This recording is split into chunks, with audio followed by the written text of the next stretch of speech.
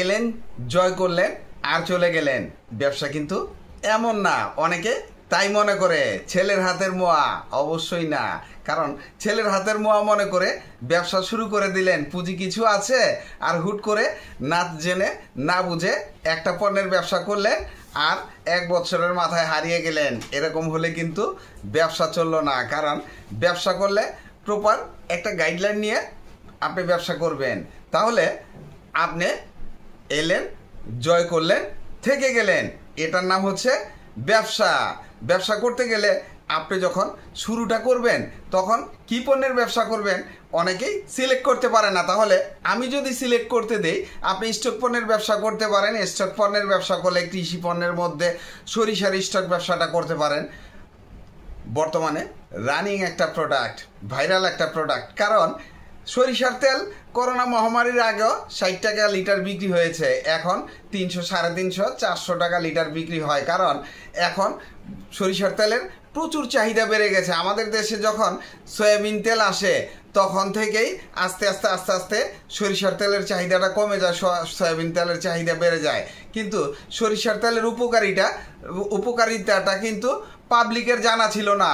আস্তে আস্তে যখন জানার চেষ্টা করলো, যখন আমরা একটা বিপদে পড়লাম, আমাদের দেশে একটা মহামারী আসলো, তখনই আমরা অথেন্টিক খোঁজা শুরু করলাম। আর তখনই এই সরিষার তেলের চাহিদাটা বেড়ে গেল এবং দামটাও আস্তে আস্তে আকাশ ছোঁয়া হয়ে গেল। তাই সরিষার স্টক ব্যবসা আপনি যদি করেন তাহলে আমি মনে করি যে আপনার ডিসিশনটা ঠিক আছে। কারণ সরিষার স্টক ব্যবসাটা করতে হলে আপনাকে কিছু জিনিস জানতে হবে। এই জিনিসগুলা জানা খুবই জরুরি এবং জানাটা খুবই সহজ। প্রথমে আপনাকে সরিষার সিজন জানতে হবে। সিজনটা হচ্ছে নভেম্বর থেকে ফেব্রুয়ারির মধ্যে সরিষার সিজন। আপনি যদি সরিষার স্টক ব্যবসা করতে চান তাহলে নভেম্বর থেকে ফেব্রুয়ারির মধ্যেই আপনাকে মালটা স্টক করতে হবে। তাহলে স্টক করার টাইমটা আপনি জেনে গেলেন। সিস্টেমটা কি? স্টক করলে আপনি যদি কম দামে মাল কিনতে চান তাহলে কৃষকের কাছ থেকে মাল কিনবেন, প্রান্তিক চাষির কাছ থেকে মাল কিনবেন। আর যদি একটু বেশি দামে একটু দেরি করে কিনতে চান তাহলে আপনি যেমন ব্যাপারীদের কাছ থেকে মাল কিনবেন, তারপরে আপনার আড়তদারের কাছ থেকে মাল কিনবেন বা পাইকারি দোকান থেকে মাল কিনবেন। তাহলে আপনি এই জিনিসটা বুঝে গেলেন মালটা কখন কোথায় কার কাছ থেকে কিনতে হবে। তাহলে সরিষার স্টক ব্যবসা করার আগে আপনাকে এরপরের যে ধাপটা জানতে হবে কোন কোন জেলায় সরিষার ফলন ভালো হয়। যেমন পাবনা, নাটোর, রংপুর, দিনাজপুর, বগুড়া, কুড়িগ্রাম, রাজশাহী, এইসব অঞ্চলে সরিষার ফলন অনেক ভালো হয়। তাহলে আপনি যদি সরিষার ব্যবসা করবেন এরকম চিন্তা করেন যে সরিষার স্টক ব্যবসা করব, তাহলে এইসব জেলায় আপনি যোগাযোগ করতে হবে। আর এইসব জেলায় যোগাযোগ ছাড়া আপনি স্টক ব্যবসা করতে পারবেন না।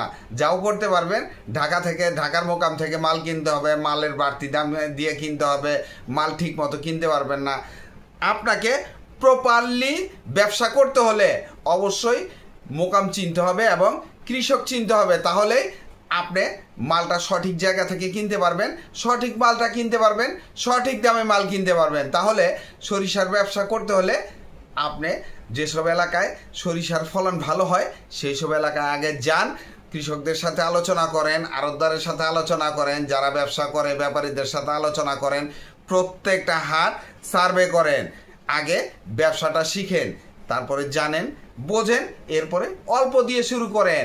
অনেক বেশি দিয়ে শুরু করতে যাবেন না। শুরুটা সব সময় শুরু থেকে করার চেষ্টা করবেন, তাহলে ব্যবসায় ভালো করবেন। কারণ আপনি অল্প দিয়ে শুরু করবেন, শিখে গেলে বেশি টাকা ইনভেস্ট করবেন। আর যদি বেশি দিয়ে শুরু করেন আপনি শিখতে গেলে অনেক লস হয়ে যাওয়ার সম্ভাবনা থাকে। তাহলে শুরুটা শুরু থেকে করাটাই ভালো, আমি যেটা মনে করি। তাহলে আপনি মাল কিনলেন, মাল কেনার পর বিক্রি করবেন কোথায়, মালটা বিক্রি করবেন কোথায়, এই জিনিসটা কিন্তু মাথায় চলে আসে। আপনি যেসব হাট থেকে কিনছেন তাদের কাছেও বিক্রি করতে পারেন, বা কৃষকের কাছ থেকে কিনে বিভিন্ন হাটে বিক্রি করবেন, বিভিন্ন আড়তে বিক্রি করবেন, ঢাকায় নিয়ে এসে শ্যামবাজার, কারণ বাজারে বিক্রি করতে পারেন, চট্টগ্রামে বিক্রি করতে পারেন। বিক্রির জায়গার অভাব নাই, প্রত্যেকটা জায়গায় বড় বড় পাইকারি মার্কেট আছে সরিষার, ওইসব জায়গায় আপনি মাল বিক্রি করে দিতে পারেন। আর একটা পারফেক্ট বুদ্ধি করে আপনি যদি ব্যবসাটা করেন তাহলে লাভটা ডাবল হয়ে যাবে। কিভাবে? আপনি মালটা কৃষকের কাছ থেকে কিনলেন, শুকনা পোক্ত এবং ভালো মালটা কিনলেন, যদি 2800-3000 টাকা যায় মন, আপনি 3200 টাকায় 100-200 টাকা মনে বেশি দিয়ে মাল কিনেন, আপনার মালটা ভালো থাকবে আর তেল বেশি আসবে। এক মনে 13 থেকে 14 কেজি তেল হয়, হিসাব মিলিয়ে দেখবেন। আর এক মন সরিষার দাম যদি আপনি 3000 থেকে 3200 টাকায় কিনেন, আপনি এক মন সরিষা ভাঙালে 3000 টাকা, আপনার 3000 টাকা থেকে আপনার খৈল 26 কেজি ধরেন, 26 থেকে 27 কেজি খৈল বের হবে। আপনার এই খৈলটাও 35 থেকে 40 টাকা কেজি দরে বিক্রি করবেন। তেলটা বিক্রি করবেন 300, 350 বা 400 টাকা দরে। আপনি যদি পিওর অথেন্টিক তেলটা দিতে পারেন তাহলে আপনার কাছ থেকে 350 টাকায়, আমি 350 টাকায় তেলের দাম ধরি, 350 টাকায় অ্যাভেলেবেল নিবে। আপনার যদি প্যাকেজিংটা ভালো হয়, প্যাকেজিংয়ের লুকটা ভালো হয় এবং ভিতরের পণ্যটা ভালো হয়, তাহলে আপনি রিপিট কাস্টমারও পাবেন, আপনার ব্যবসাও ভালো হবে। তাহলে আপনি বুঝে দেখেন সরিষার স্টক ব্যবসার সাথে আপনি তেলের ব্যবসা করবেন কিনা, সেটা আপনার ব্যাপার। শুরুটা আপনি স্টক ব্যবসা দিয়ে করেন, স্টকের মালগুলা বিক্রি করেই দেখেন, যদি লাভ ভালো হয় তাহলে আপনি না হয় তেল ভাঙানোর ব্যবসা করলেন না, ঝামেলায় না গেলেন। আর যদি দেখেন যে না তেল ভাঙানোর ব্যবসাটা ভালো, তাহলে আপনি সরিষার স্টক ব্যবসা করলেন।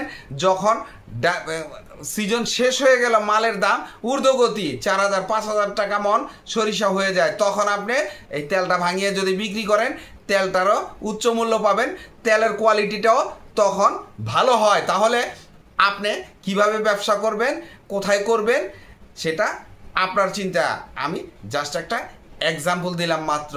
ভিডিওটি ভালো লাগলে লাইক, কমেন্ট, শেয়ার দিয়ে পাশে থাকবেন, চ্যানেলটি সাবস্ক্রাইব করবেন এবং পাশে থাকা বেল আইকনটি প্রেস করে দিয়েন, যেন পরবর্তী নতুন কোনো বিজনেস আইডিয়া আপলোড দেওয়ার সাথে সাথে আপনার মোবাইলে সর্বপ্রথম নোটিফিকেশন চলে যায়। আজকে এই পর্যন্তই। আসসালামু আলাইকুম।